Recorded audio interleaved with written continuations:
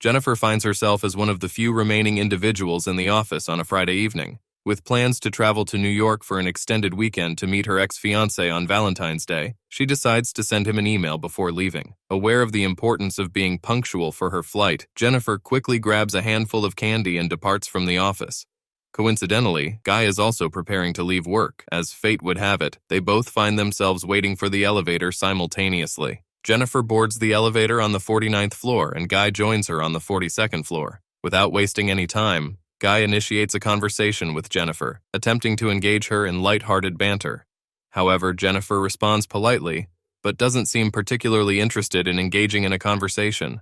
Suddenly, the elevator comes to an abrupt halt, while Guy shows Jennifer an etching on the wall. Despite Guy's attempts to use the keys and alarm button, none of them seem to work, even though the elevator's electricity is still functioning. In a desperate attempt to escape, Guy tries to open the door, but to no avail. They even try to get the attention of the operational camera by waving, but their calls go unanswered. To make matters worse, both Jennifer and Guy realize that their phones have no service due to being 4 stories underground. Jennifer becomes increasingly concerned about the absence of security in the building, fearing that she will miss her flight. After 15 minutes of futile attempts to call for help and banging on the door, they come to the realization that no one can hear them. In a moment of inspiration, Guy suggests the possibility of an escape hatch. Awkwardly, Jennifer climbs onto Guy's shoulders as they inspect the ceiling of the elevator. Unfortunately, she hurts her hand while banging on it, prompting Guy to gently lower her back down. As an hour passes, Jennifer comes to terms with the fact that she will never catch her flight. Despite Guy's attempts to lighten the mood with jokes, Jennifer's frustration leads her to vent her frustrations towards their predicament. Finally, they introduce themselves to each other and continue the playful banter that Guy had initiated from the moment he stepped into the elevator. Jennifer, lacking water in her thermos, is offered Guy's bottle. They joke about opening the wine he has with him instead. They both discover they have bottle openers in their bags and share a laugh. Despite not opening the wine, Jennifer accepts his water. As a consolation for the lack of food, she gives Guy some candy. They consider saving their rations in case they get stuck in the elevator until Tuesday. After 4 hours, Jennifer needs to use the restroom but is too embarrassed to do so in front of Guy. He suggests she go in the corner over his coat, but she declines. Guy then proposes she use her thermos, and after making him close his eyes and cover his ears, she finally relieves herself. Following this, she contributes to the drawing on the elevator wall. Later on, they engage in a game and discuss more personal matters. Guy reveals that no one will be looking for him due to his job obsession, to which Jennifer relates. She shares her desire to surprise someone in New York, but suspects they didn't want her to come. Guy decides it's time to open the wine and they toast to still being alive. As time passes, they draw each other closer and grow closer. Guy admits to having seen Jennifer before in the office building but kept it to himself to avoid seeming like a stalker. Jennifer takes it well, and they share a laugh. They complete their drawings and show them to each other. Her depiction of him leans more towards humor, while his portrayal is more serious. Jennifer expresses her regret and captures a photograph of the drawing, jokingly suggesting that she will use it as her profile picture if they manage to survive. Subsequently, they engage in a conversation about food, but due to their shared hunger, she requests Guy change the topic. He proceeds to list various subjects, and she decides to discuss the topic of intimacy. Jennifer stands up and turns her camera towards Guy, inquiring about the most unconventional place he has ever made love. Guy, feeling somewhat bashful, hesitates to share his story. In response, Jennifer shares her own experience first, recounting a tale about one of her ex-boyfriends during their time in college when they engaged in a passionate encounter within a library.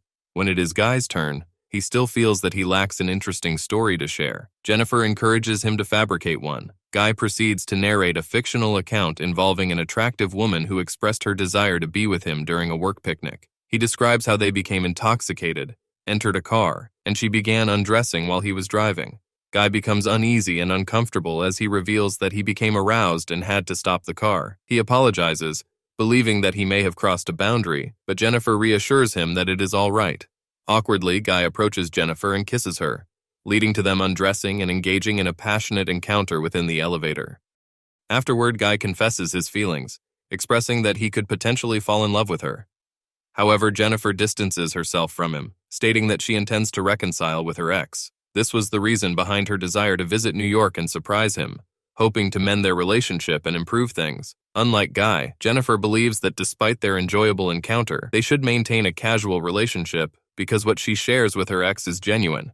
She candidly communicates her emotions and provides insight into her previous relationship. On the other hand, Guy feels a connection between them and believes that her ex does not deserve her. Jennifer becomes upset, as it is evident that she still loves her ex, and she informs Guy that once they exit the elevator, they will return to their separate lives. The man persists in claiming that they were destined to be together, causing him to become emotional and feel isolated.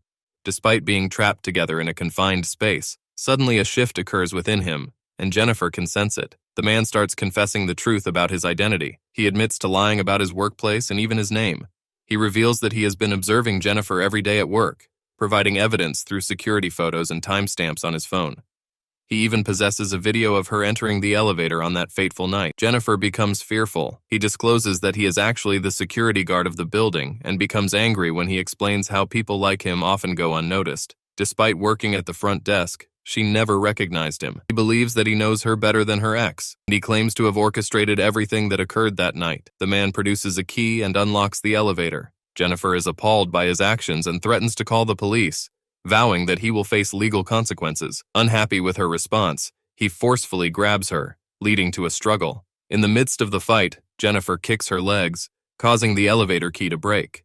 The altercation continues and she manages to knock him unconscious with her shoe. Filled with fear, Jennifer approaches him to check if he is still alive, but he suddenly springs back to his feet and knocks her down. Both of them remain unconscious in the elevator. After some time, Jennifer regains consciousness and finds the man already awake. She questions him about his motives. He explains that he wanted to separate her from everything else so that they could establish a genuine connection. He claims that their time stuck in the elevator over the weekend was not just a mere date, but an entire relationship. Jennifer is skeptical, believing that he will not escape the consequences of his actions, as someone will surely come to rescue them. Unfortunately, she discovers that the man has taken all the shifts for that weekend, and the other two guards won't be back until after the extended weekend on Tuesday. Jennifer inquires about his plans, and he responds by saying he would rather harm her than return to prison. He insists that he never coerced her into anything, but Jennifer accuses him of kidnapping her. This accusation sends him into a fit of rage. After calming down, he unwraps the gift Jennifer had purchased for her ex-fiancé, finding a shirt and a box inside. He puts on the shirt and instructs Jennifer to open the box. Inside, she finds cigars along with cigar scissors and a lighter. He smokes a cigar and mocks Jennifer, suggesting that she could have won her ex back with such thoughtful gifts. Ironically, he wishes her a happy Valentine's Day. Later on, he apologizes to Jennifer for frightening her and asks if they can reconcile. He requests another chance, advising her to take her time in responding. He comments on a travel advertisement playing in the elevator, remarking on the happiness of the people in the video. He promises to take her to the resort featured in the ad one day. Irritated by a malfunctioning neon light in the elevator, he smashes it with Jennifer's thermos. He realizes that the light bulbs under the ceiling panels need replacement. Thinking he can escape through the ceiling panel, he breaks it open with the thermos as Jennifer stands beside him. He asks Jennifer to boost him up, promising to return for her. However, Jennifer suggests it would be easier if he boosted her instead, as she lacks the strength to do it herself. He doubts she will come back for him and fears she will call the police. Jennifer divulges all the information he desires to hear and persuades him to grant her the assistance she seeks. Subsequently, she mounts his shoulders and successfully exits the elevator. The man kindly directs her to the location of the ladder and the door, relieved that they have finally managed to escape. However, Jennifer, in an act of defiance, turns back and provocatively gestures with her middle finger, infuriating him. As she ascends the ladder, he devises a method to also exit the elevator. Ingeniously, he fastens two pieces of clothing together and tosses them over the elevator beam. Meanwhile, Jennifer continues towards the door, unaware that he is climbing up behind her. Upon reaching her level, he warns her that she should run because her demise is imminent. Just as Jennifer nears the door, he catches up to her and follows closely. Desperately, she opens the door and cries out for help, but unexpectedly, he seizes her and forcefully propels both of them back into the elevator, causing them to lose consciousness. Jennifer regains consciousness first and notices the presence of fire sprinklers, which sparks a new plan in her mind to secure her escape. Initially, she attempts to activate the fire alarms by igniting a cigar, but when her efforts prove futile, she resorts to starting a small fire. As the elevator fills with smoke, the man awakens, and Jennifer retaliates by delivering a powerful punch, fracturing his nose. She successfully restrains him using a piece of clothing. He informs her that the fire alarm will not activate, but instead they will be drenched and electrocuted. In response, Jennifer threatens to inflict serious harm upon him and coerces him into confessing to all the wrongdoings he has inflicted upon her. She proceeds to activate her camera and record herself explaining her knowledge of the events that transpired. Jennifer then turns the camera toward him and demands his true identity. He reveals that his name is John Deacons and confesses that he intentionally trapped them in the elevator. Furthermore, he admits to etching the drawing on the wall. On that fateful Friday, he deliberately used the key to halt the elevator while she was unaware. Jennifer coerces him into confessing that he trapped her in the elevator. John admits to trapping and abducting her, and under Jennifer's persistent questioning, he confesses everything he did to her on camera, from physically assaulting her to throwing her against the wall. Jennifer asks for his motive, and John reveals that he simply wanted to go on a date with her. However, he believed that if he had asked her out in a normal manner, she would have rejected him. John proceeds to disclose his previous occupation as an accountant at a prestigious firm, highlighting his successful past.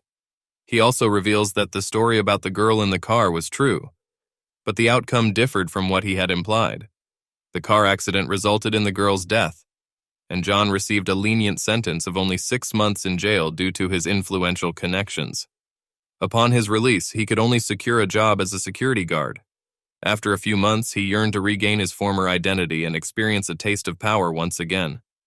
Jennifer remains perplexed as to why he specifically chose her, to which John simply responds that she is exceptional. As Monday arrives, they remain trapped in the elevator. Another security guard named Eddie brings his new girlfriend to the building to show her the rooftop.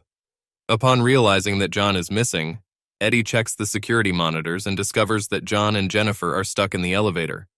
Jennifer pleads with Eddie to rescue them, while his girlfriend falls asleep on the couch.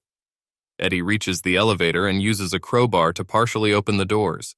Jennifer attempts to exit, but Eddie insists on fully opening the doors before allowing her to leave and steps away. Suddenly, John strikes Jennifer, rendering her unconscious. He informs Eddie of his presence and hands him his keys. John informs Eddie that the keys are not working, prompting Eddie to offer assistance by climbing into the elevator. He becomes trapped in the elevator and notices that something has occurred inside when John activates the elevator and severs him in two. He incapacitates Jennifer once again, then transports her to his vehicle and places her in the trunk. John returns to the building and disposes of Eddie's body and his attire. He cleans himself up and dons his uniform, slipping a cigar into his pocket. Upon reaching the front desk, John erases all the footage from the security cameras. Eddie's girlfriend regains consciousness, and John also murders her, subsequently dropping her into the shaft. John reaches his car and transports Jennifer to a secluded location for disposal. He pours gasoline into a dumpster in preparation. Prior to opening the trunk, John expresses to Jennifer that he still harbors feelings for her and laments their inability to be together. Jennifer feigns death, and when John approaches the dumpster, she strikes him on the head, enters the car, and begins driving. At one point, she stops upon discovering the lit cigar in the tray. Jennifer reverses the car and crashes into a terrified John. She emerges from the vehicle and observes that he is inside the dumpster. Jennifer relights the cigar and walks away, then flicks the lit end into the dumpster, burning John alive.